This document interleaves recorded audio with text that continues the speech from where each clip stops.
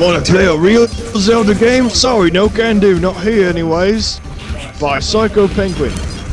First off, I'd like to thank the 2.6 million people who emailed me after giving Zelda 64 a score of only 5. Look, I really did not like the game back then. Hey, I still do not like this game like some people do. Well, most people do. Unlike most people, I do not think this is the best 64 game of all time.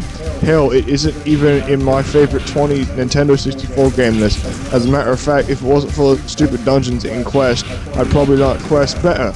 Now on to the good things featured in the game that I just happened to find. Zelda is a somewhat decent game that does the series justice.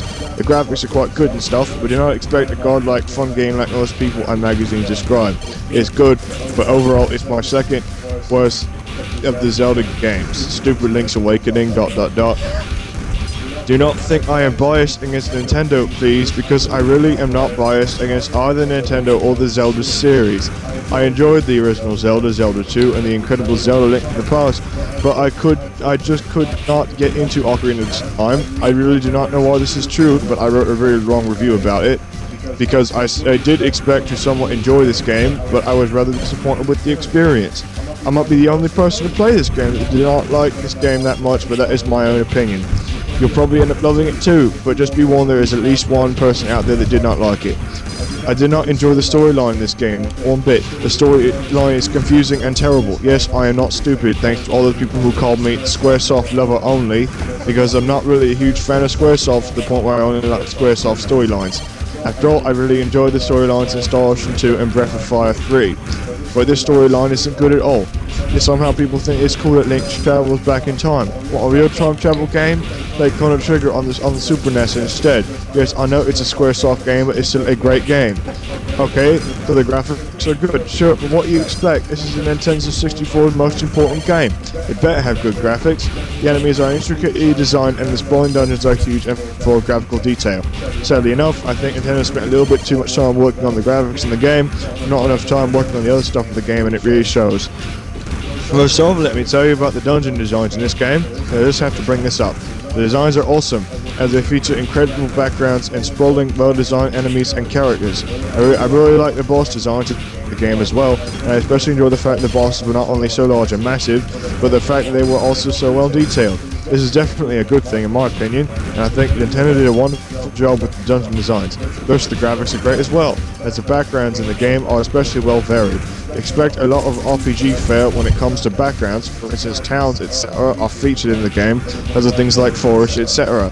Think of it as Link to the Past 3D. The sad thing is, I actually prefer the graphics in Link to the Past, not just because I am biased against 3D, but because it is my own personal preference. I do not know why it is, it just is. Music in the game is a mixed bag, to say the least. I did like a majority of the music in the game, but I did have some problems with it as well. First off, let me talk about the things I like about the music in the game. I'm not going to sit here and lie to you and say the music in the game is terrible, because guess what? The music in the game is not terrible. In fact, it's pretty good.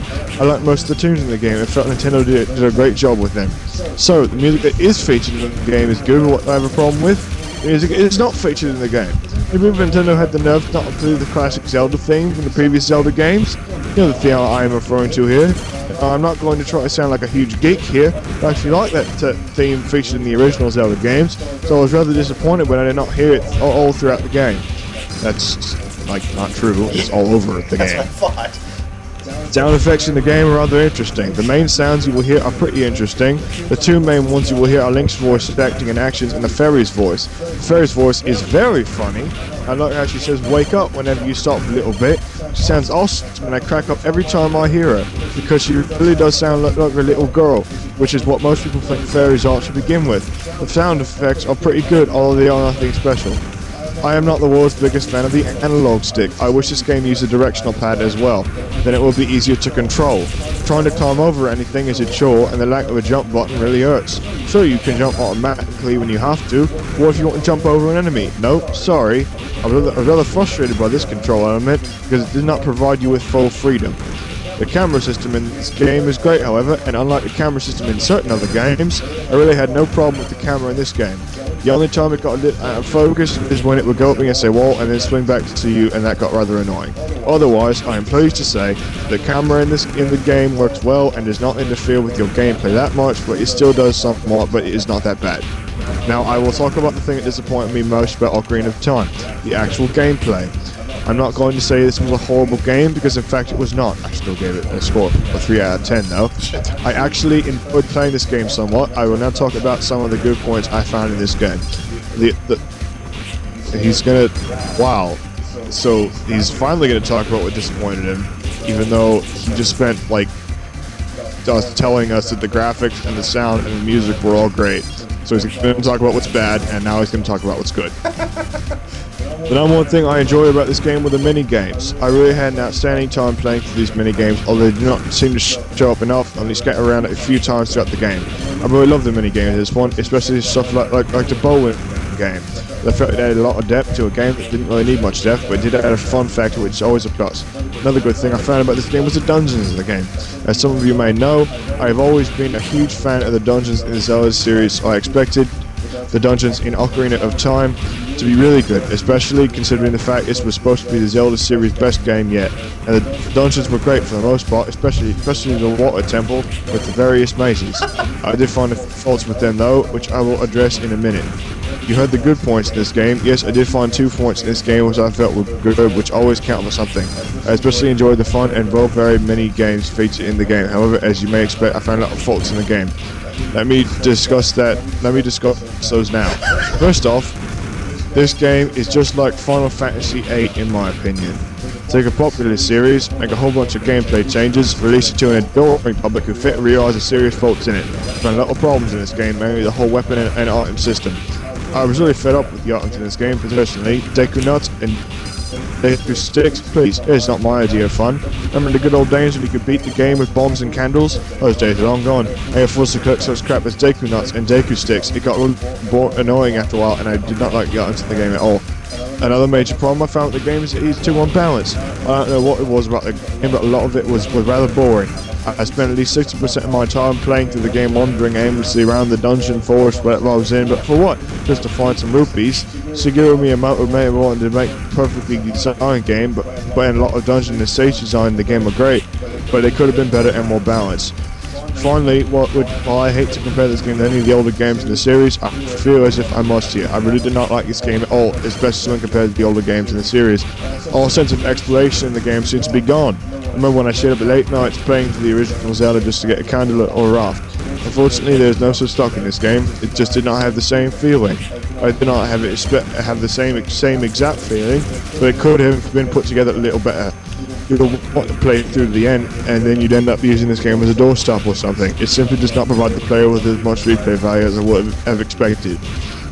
When you get a game that's supposed to be bigger and better than all the previous games in the series, you end up playing all the previous games in the series more than you end up playing the bigger and better edition of the series, and the game has a problem. And that is the one big problem Ocarina of Time faces. The fact that the other games in the series have more replay value, well, besides you-know-what game in the series. It's a rather challenging game, one of the more challenging games on the Nintendo 64 in my opinion. I really did like the challenge level of the game, and as I felt an epic quest deserves to be a difficult game, and Ocarina of Time was certainly a very difficult game.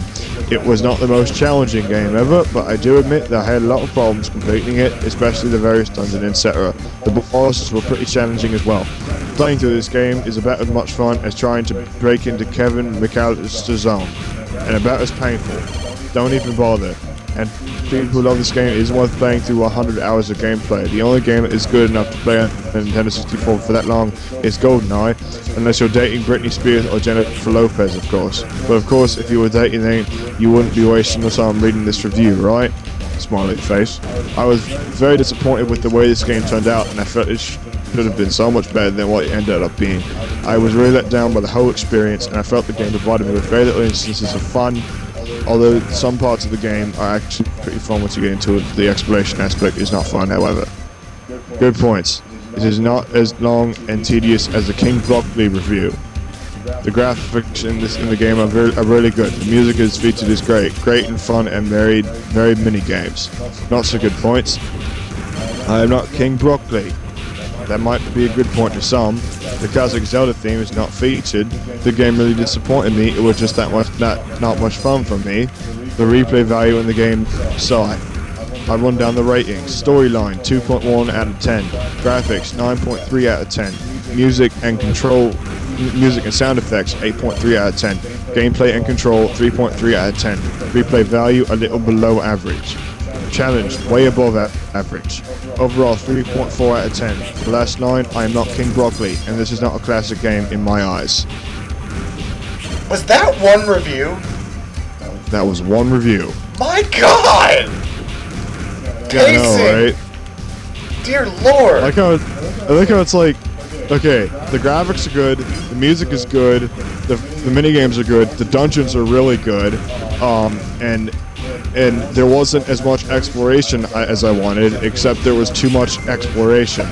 And it didn't have the Zelda theme, although it does, and the game disappointed me. And that was that long.